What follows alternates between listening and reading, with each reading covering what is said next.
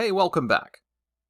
So sometimes, as we're creating calculated columns in our data model, and later on, as we'll see, also measures, but don't worry about those just yet, sometimes we need to access columns in tables other than the one we're adding the calculated column to. Consider our formula for within SLA in the orders table here. Now let's say we wanted to modify this logic to include a special accelerated shipping timeline for our loyalty club members. Now we do have a field in our data model that tells us whether a customer is in fact a loyalty club member, but the problem is it's not in this table. It's actually in the customers table. So how can we get access to this data so we can incorporate it in our modified formula logic in the orders table? The answer is by using DAX's related function, which takes advantage of the relationships between the tables in our data model. So switching over to our data models diagram view, and then zooming out a bit just so we can get the big picture, we see that there is in fact a relationship between our customers table and our orders table. Now because this relationship exists, we can in fact access fields from our customers table and use them in calculated columns in our orders table.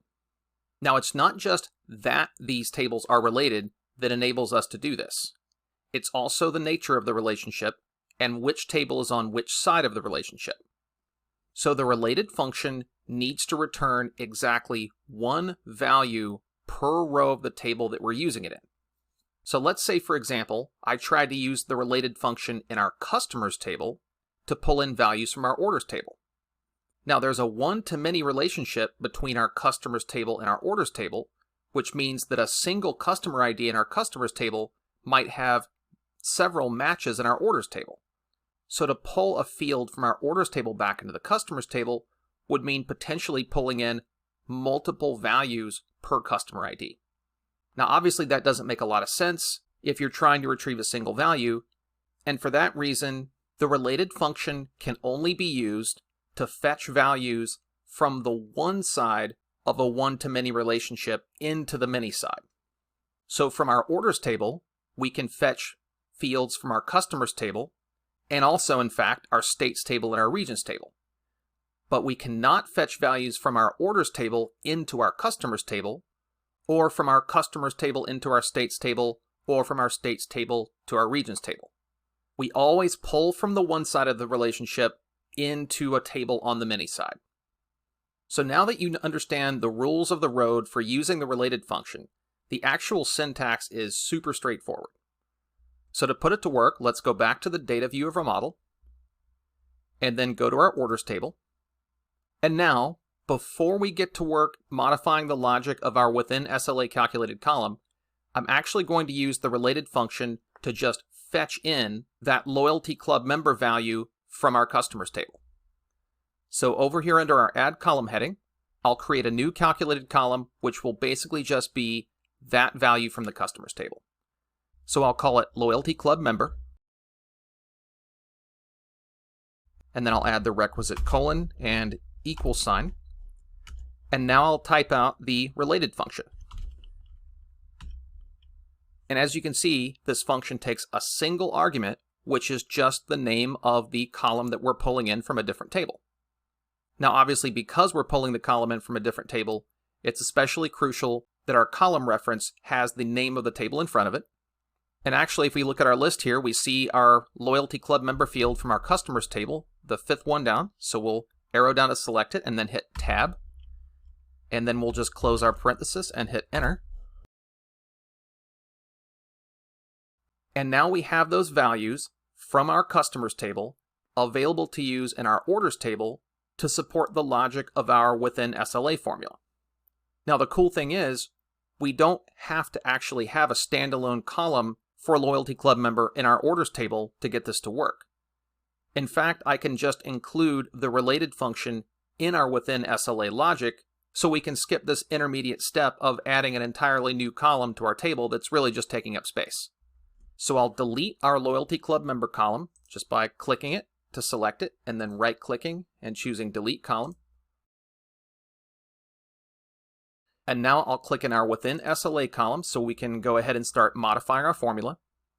Now currently we're employing an if function for this calculated column, but since we're adding some complexity to our logic, I'm going to flip that over to a switch function.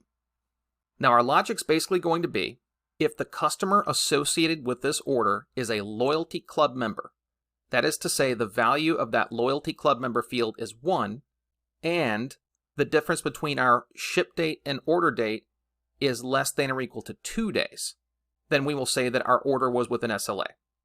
Otherwise, we'll say that our order was within SLA if the difference between the order date and ship date was less than or equal to 3 days, which is the logic we currently have.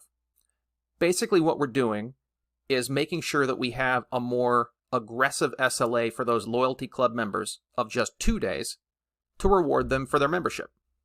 So I'll just overwrite this entire formula here and start out with a switch. And because this is going to be the complex variation of switch where we have multiple different logical conditions, my first argument will just be the true function. Now for our first logical condition, we're going to spell out the conditions under which a loyalty club member's order would be considered to have been shipped out of SLA. And that's basically if the customer associated with the order is a loyalty club member and the order was shipped more than 2 days after it was ordered. So spelling this out, we'll start by using our related function to fetch that loyalty club member field from the customers table. And then we'll make sure that that is equal to 1, indicating that the order was placed by a loyalty club member. And now because we're combining this condition with another condition, we'll need to use our AND operator, which is again just our 2 ampersands. And then the second piece of this condition is specifying that the elapsed days between our order date and our ship date are greater than 2. That's that accelerated timeline that we want to provide to our loyalty club members. So we'll say ship date minus order date greater than 2. So now if both of those conditions are true, we want to return a 0, indicating that the order was not shipped within SLA. So for our second condition, we're going to account for basically all the other orders. So this logic is going to look pretty much like the logic in our original if statement. So we'll say ship date minus order date greater than 3. So for all other orders, if the difference between the order date and the ship date is greater than 3 days, then we'll return a 0, indicating again that that order is out of SLA. And then finally, our default case, meaning that the order was shipped within SLA, will just be a 1. So now I'll close that parenthesis and hit enter. And now that our formula has finished calculating, to put it to the test, I'm going to filter our table here by aging bucket equals 3 days. Now based on our original logic, all orders shipped within 3 days should be within SLA. But right away we see multiple orders here that are being flagged as being out of SLA, including our very first one here with customer ID 18543. So if we go over to our customers table and filter on customer ID 18543,